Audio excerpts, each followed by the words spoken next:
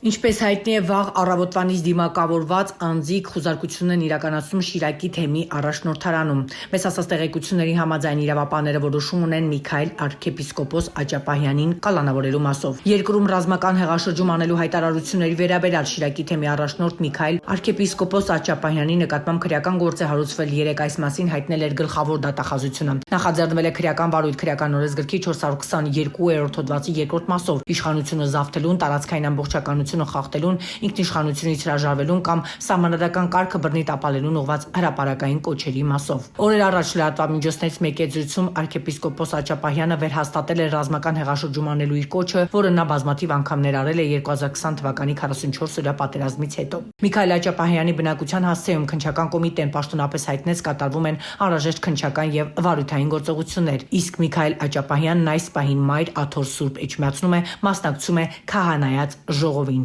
Կհետևենք իրադարձությունների զարգացմանը, փաստ է մեկ բան, իրավապահների գործողությունները միտված են մեկ նպատակի՝ կալանավորել arczepiskopos-ին։